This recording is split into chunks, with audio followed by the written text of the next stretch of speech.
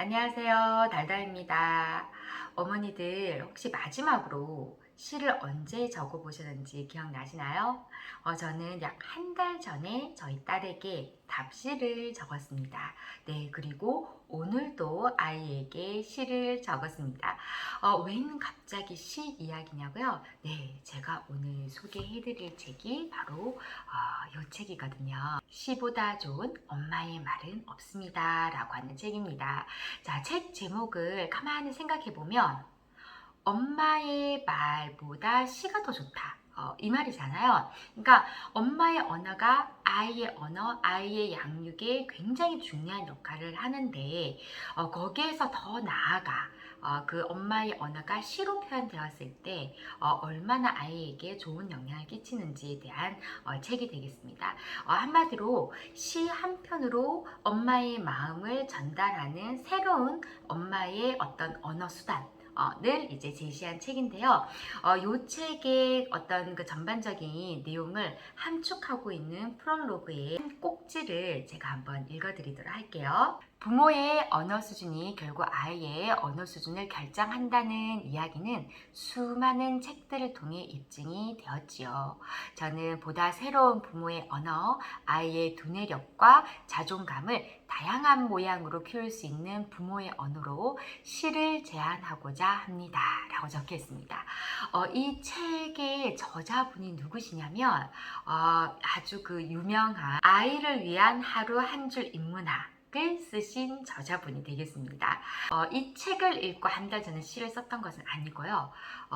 그 일이 일어나고 난 이후에 이제 이 책을 읽었는데 시가 그렇게 좋구나 라는 생각을 하면서 제가 오늘 또 시를 적었습니다. 자, 그럼 저희 집에서 한 달 전에 무슨 일이 일어났던 걸까요? 네, 한 달 전에 저는 아이와 정말 크게 다투었는데요. 정확하게 얘기하자면 저 혼자 화를 많이 냈던 것 같아요. 아이가 이제 수학 문제를 풀고 있는데 이제 풀기 싫었겠죠, 유독 그날. 그런데 이제 제가 억지로 시킨 게 아니고 본인이 계획을 세운 수학 매일 3장 풀기를 그날따라 풀기가 싫었던지 바닥에 드러눕고 짜증을 부리고 이제 그런 일이 있었어요. 그런데 제가 그 시기에 다른 일로 조금 예민해져 있는 상태였어요. 근데 이제 아이가 이제 그렇게 하니까 처음에는 좋은 말로 했겠죠, 저도. 근데 이제 뭐 바닥에 드러눕고 짜증을 부리고 이제 계속 그러니까 네가 세운 계획도 네가 제대로 못 지키고 그렇게 할 것 같으면 그냥 문제집 풀지 마. 안 풀어도 돼. 라고 하면서 집에 있는 다른 문제집까지 다 꺼내가지고 제가 그거를 다 이제 쓰레기통에 집어넣는 이제 가짜 액션을 취한 거죠. 제가 이제 그 액션을 취할 때 동시에 이제 후회를 하고 있음에도 불구하고 제 행동이 컨트롤이 안 되더라고요. 이렇게 책을 읽고 매일매일 다짐을 하고 해도 그게 참 쉽지가 않습니다. 그래서 이제 한 달 전에 그런 일이 있었는데 이제 아이가 엄마의 그런 행동을 보고 이제 더 막 아이가 흥분을 해서 문제집 버리지 말라고 울고불고 이제 난리가 났던 거예요. 이제 그 이제 사태가 이제 일단락이 이제 좀 되고 제가 이제 소파에 앉아가지고 이제 너무 이제 후회가 되는 거죠. 이제 그런 행동을 함과 동시에 후회를 했고 이제 어느 정도 아이도 진정이 되고 저도 진정이 되고 아이는 이제 막 눈물 훌쩍해서 이제 문제를 마저 풀고 저는 그 옆 소파에서 이렇게 딱 앉아 있는데 모든 게 조금 복합적으로 감정이 뒤섞여서 제가 눈물을 두루루 흘리고 있었어요. 근데 이제 아이가 본 거예요.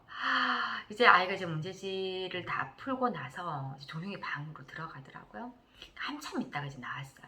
그러니까 뭘 들고 나왔냐면 저는 편지인 줄 알았는데 시를 적어서 가지고 온 거예요. 그 시가 요렇게 원고지에다가 시를 4편이나 적어서 저 앞에 딱 두고 가더라고요. 엄마 읽어보라고. 그래서 제가 이제 읽어보면서 한 번 더 울컥해. 엄마와 수학 때문에 싸웠다. 베란다에 수북히 쌓여있던 휴지 더미가 생각나 베란다로 달려갔다. 여전히 수북히 쌓여 있었지만 아주 조금 빈 휴지 상자, 그 동그란 휴지 상자를 얘기하는 것 같아요. 휴지 상자가 눈에 띄었다. 그러곤 생각했다. 엄마의 마음도 저 휴지처럼 아주 조금씩 풀려가겠지. 두 번째 시가 벚꽃. 네. 제가 울고 있는 걸 아이가 봤다고 그랬잖아요. 얼마나 속상했을까. 벚꽃이 후두둑 떨어진다. 마치 눈물방울처럼. 그러니까 엄마의 눈물을 생각한 것 같아요. 그죠? 벚꽃을 오랫동안 바라보면 어느새 어머니가 흘리시던 마음의 눈물이 떠올라 앞으로는 잘 하리라 다짐하지만 어느새 보니 그 다짐이 비 맞은 나뭇잎처럼 조금씩 조금씩 흐트러지고 있었다. 이젠 여름이니 어머니의 마음의 눈물이 멈추길 바라지만 어느새 또 눈물을 흘리시는 어머니다. 뭐가 잘못된 걸까? 또 이제 저희 아이도 먼저 감정 조절을 잘 못했었잖아요. 저도 못했지만. 세 번째 시가 제목이 고양이에요. 우리의 마음은 우리가 조절할 수 있다. 제가 아이에게 자주 하는 말인데 그날 저희 둘 다 조절을 못했죠. 언제는 고양이의 날카로운 발톱처럼 뾰족해질 수도 있고 고양이의 부드러운 털처럼 부드러워질 수도 있다. 하지만 난 그게 잘 안 된다. 그날 저도 잘 안 되는데 고양이가 큰 새끼 작은 새끼 두고 안절부절 못하는 것처럼. 네, 요게 이제 세 번째 시입니다. 그러니까 시를 어떤 순서로 적었는지는 모르겠고 이제 마지막 시가 마술사라고 하는 제목인데요. 우리 엄마는 마술사다. 내가 추워할 땐 따뜻한 담요가 되어 내 몸을 감싸주고 공부가 힘들 때 연필이 되어 나를 도와주는 고마운 마술사 엄마. 하지만 오늘만큼은 마술봉에 오류가 났다. 그래서 멋지게 차려입은 선생님이 되어야 하는데 차가운 바람이 되어 내게 내려 그 다음 글자가 무슨 글자인지 잘 모르겠어요. 내게 오자인 것 같아요. 오류인 것은 알지만 나도 거센 바람이 되어 부딪혔다. 그러니까 저와 싸운 걸 이렇게 표현한 것 같아요. 고마운 마술사 엄마에게 정말이지 미안한 하루였다. 제가 더 미안한 하루였는데 이렇게 네 편의 시를 적어서 저한테 이제 주고 갔어요. 이제 한바탕한 날 제가 이 시를 읽고 너무너무 아이가 많이 컸구나. 그리고 불과 몇 분 전에 했던 내 행동이 너무나도 부끄러웠습니다. 그리고 나도 아이에게 시로 답을 해줘야겠다. 이런 생각이 이제 번뜩 들더라고요. 그래서 저도 시로 답을 적어서 이제 아이에게 줬는데 저는 미니멀 라이프를 지향하는 사람이거든요. 근데 이제 이 아이가 쓴 시는 못 버리겠더라고요. 그래서 지금 고이고이 간직하고 있는데 저희 아이는 제가 답시로 쓴 거를 고이고이 간직을 했는지는 어쨌든 이렇게 누가 시키지도 않았는데 아이가 자신의 마음을 이렇게 시로 표현해서 갖다 줬다는 것에 저는 일단 너무 놀랬고요. 제 아이 자랑이 아니고요. 제가 이제 이런 경험을 했었는데 딱 때마침 이런 책이 있어서 제가 제 경험을 바탕으로 또 유심히 읽고 이거 정말 어머니들에게 정말 추천드리고 싶다라고 해서 제가 어제도 영상을 찍었는데 오늘도 이렇게 잠깐 짬을 내서 영상을 찍습니다. 자, 어머니들 제가 예전에 올린 영상에 보면 아이에게 어떤 말을 할 때 말로 좀 직접적으로 표현하기 힘든 어떤 내용 편지를 한번 적어보세요. 용기 내서 한번 글로 적어보세요. 효과가 은근히 좋습니다.